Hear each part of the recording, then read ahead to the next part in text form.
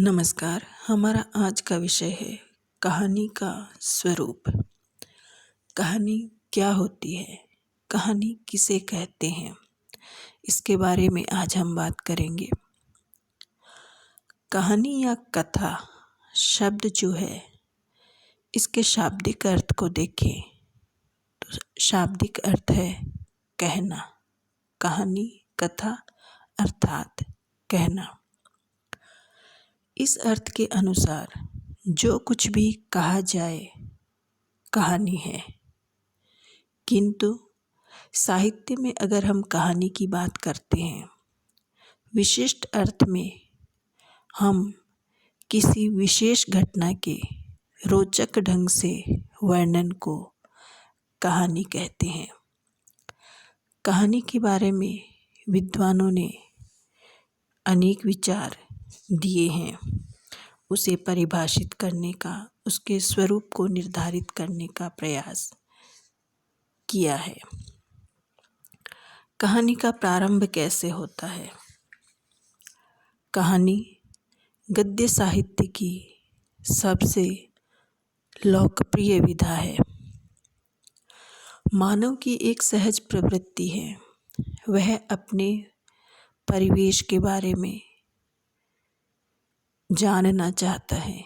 उसकी जिज्ञासा रहती है अपने परिवेश के बारे में जानने की, और साथ ही अपने अनुभवों, अपने विचारों, अपनी इच्छाओं, अपनी आकांक्षाओं की अभिव्यक्ति की।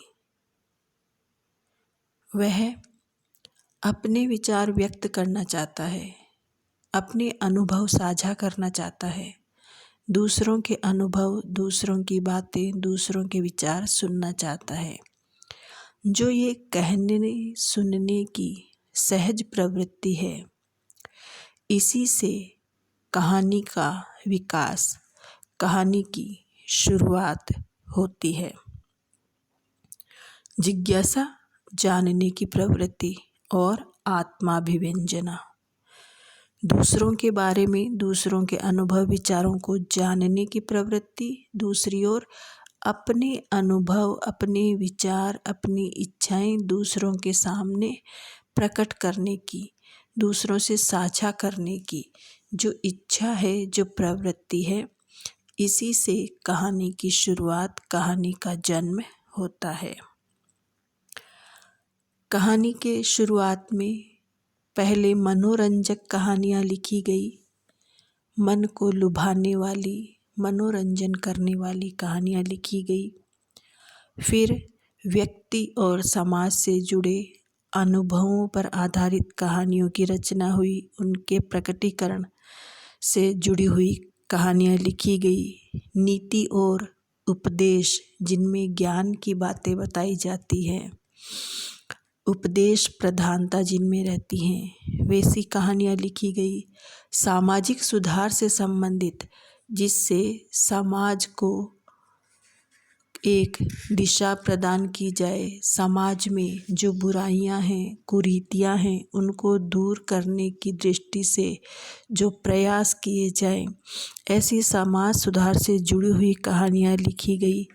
और आज कहानी जो है, आधुनिक कहानी जो है, वह मानव की बाहरी ही नहीं, आंतरिक अनुभूतियों की भी अभिव्यक्ति का माध्यम बन गई है। प्रारंभ में मनोरंजन से जुड़ी हुई, उपदेश प्रधानता से जुड़ी हुई, ज्ञान से जुड़ी हुई, व्यक्ति और समाज की समस्याओं से जुड़ी हुई जो कहानियाँ लिखी गई, इनमें बाहरी समस्याओं पर बल दिया गया, बाहरी चित्रण किया गया।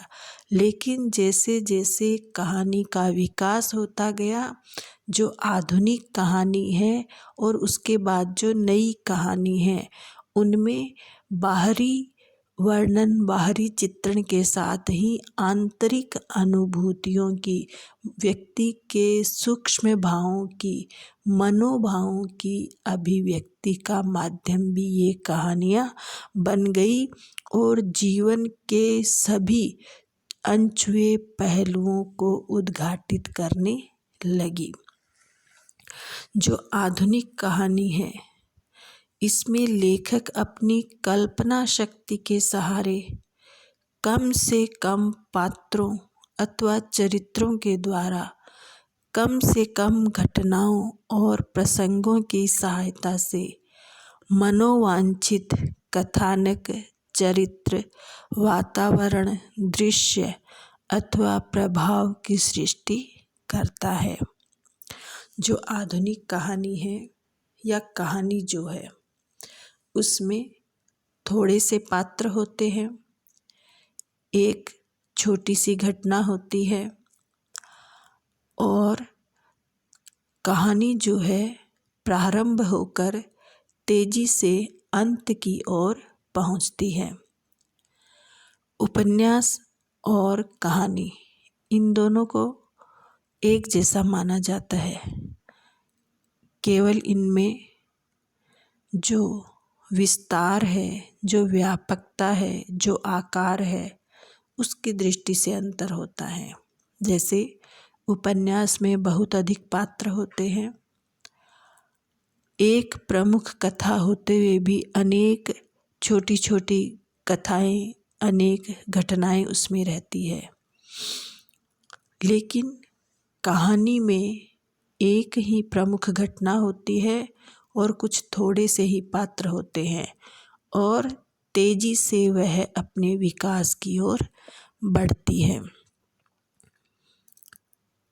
कहानी जो है वह अपने आप में पूर्ण रचना होती है, जिसमें एक ही तथ्य, एक ही भाव को अग्रसर करने के लिए रोचक घटनाओं की योजना की जाती है।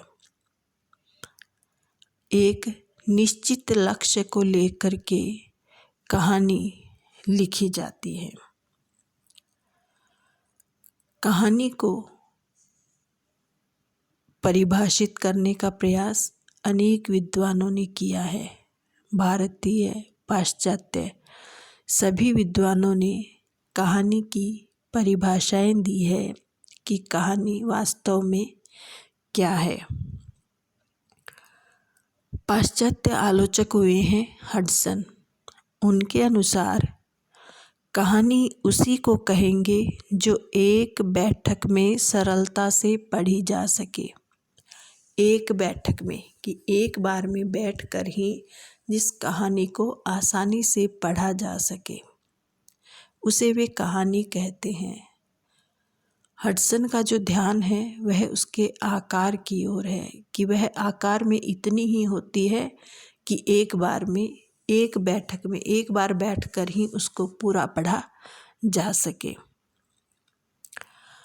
आर फ्रांसिस फोस्टर के अनुसार कहानी जीवन की महत्वपूर्ण घटना एवं विषम परिस्थितियों का संक्षिप्त विवरण और मनुष्य के भीतर स्थित आधारभूत गुणों को प्रदर्शित करती है।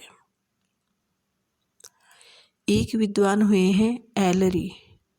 उन्होंने कहानी को परिभाषित करते हुए लिखा है, कहानी एक घुड़दौड़ के समान है जिसमें आरंभ और अंत का ही महत्व होता है। जैसे घुड़दौड़ तेजी से प्रारंभ होती है और तुरंत अंत तक पहुंचती है, वैसे ही कहानी एक निश्चित तथ्य को, एक लक्ष्य को लेकर के तेजी से आगे बढ़ती है, जैसे घुड़दौड़ प्रारंभ होती है। भारतीय विद्वानों में सबसे जो सटीक परिभाषा है वह कहानीकार प्रेमचंद की मानी जाती है। प्रेमचंद हिंदी के प्रसिद्ध कहानीकार हैं। उन्होंने बहुत कहानियाँ लिखी है और कहानी के क्षेत्र में, उपन्यास के क्षेत्र में उन्होंने एक नए युग का सूत्रपात किया। वास्तव में जो कहानी और उपन्यास का प्रारंभ है वह प्रेमचंद से ही होता है। कहानी को परिभाषित करते हुए, कहानी की परिभाषा देते हुए प्रेमचंद कहते हैं, कहानी, गल्प और कहानी एक ही बात है। कहानी एक रचना है जिसमें जीवन के किसी एक अंग या किसी एक मनोभाव को प्रदर्शित करना ही लेखक का उद्देश्य रहता है। उसके चरित्र, उसकी शैली, उसका कथा विन्यास सब उसी एक भाव को पुष्ट करते हैं। प्रेमचंद कहते हैं, जीवन के किसी एक अंग या किसी एक मनोभाव को कहानी में इतना अवकाश नहीं रहता, कहानी इतनी बड़ी नहीं होती कि उसमें बहुत सारे भाव, बहुत सारी घटनाएं आ सके। इसीलिए प्रेमचंद कहते हैं, जीवन के किसी एक अंग या किसी एक मनोभाव को प्रदर्शित करना ही लेखक का उद्देश्य रहता है। लेखक जो है, कहानी जो लिखने वाला है, वह किसी एक भाव को, एक मनोभाव को ही प्रदर्शित करता है और उस मनोभाव को जिसको लेखक प्रदर्शित करता है, उसके चरित्र, जो भी उसमें पात्र आए हैं, उसकी जो शैली है, उसका जो कथा विन्यास है, जो उसकी कथा है, वे सब उसी एक भाव को पुष्ट करते हैं। जयशंकर प्रसाद भी प्रसिद्ध कहानीकार हैं और ये छायावाद के प्रसिद्ध कवि हैं। तो जयशंकर प्रसाद की कहानियों पर उनके कवि रूप का प्रभाव दिखाई देता है। छायावाद का, उनके कवि रूप का प्रभाव उनकी कहानियों पर है, तो उनकी इस परिभाषा में भी यह प्रभाव देखा जा सकता है। कहानी को परिभाषित करते हुए जयशंकर प्रसाद कहते हैं, सौंदर्य की एक झलक का चित्रण करना और उसके द्वारा रस की सृष्टि करना ही कहानी का उद्देश्य है।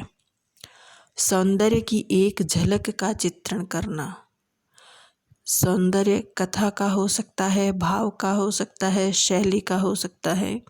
सौंदर्य की एक झलक का चित्रण करना और उसके द्वारा रस की सृष्टि करना ही कहानी का उद्देश्य है।